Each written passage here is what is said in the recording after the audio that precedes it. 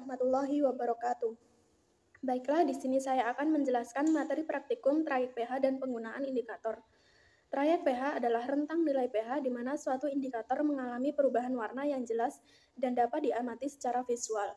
Indikator pH merupakan zat kimia yang memberikan warna berbeda pada larutan asam dan basa, sehingga digunakan untuk memperkirakan tingkat keasaman atau kebasaan suatu larutan berdasarkan perubahan warnanya.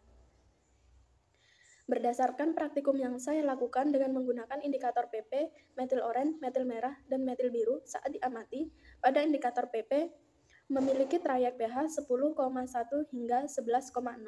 Warna larutan berubah menjadi merah muda hingga pink pekat pada kondisi basa kuat, dan tidak berwarna pada larutan asam maupun netral. Oleh karena itu, indikator ini tepat digunakan untuk mengidentifikasi larutan dengan pH tinggi atau basa kuat. Selanjutnya pada metil oranye memiliki trayek pH 3,1 hingga 4,0.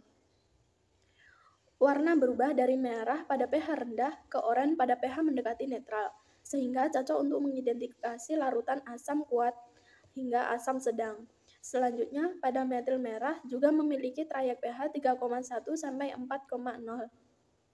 Warna berubah dari merah ke kuning, melewati fase merah muda sebagai transisi. Karena trayeknya sama dengan metil orange, indikator ini juga digunakan untuk mengamati perubahan warna dalam lingkungan asam. Selanjutnya, pada metil biru memiliki trayek yang sama, yaitu 3,1 hingga 4,0. Warna berubah dari biru ke ungu pada pH rendah yang menunjukkan larutan asam. Metil biru berguna untuk melihat perubahan pH pada rentang asam sedang.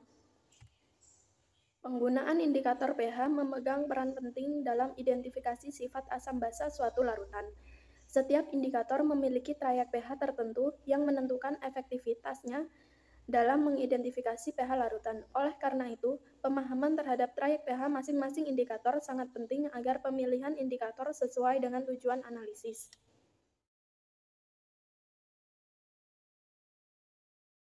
Pemilihan indikator yang sesuai sangat penting dalam penentuan pH karena setiap indikator memiliki trayek pH tertentu di mana ia dapat berubah warna.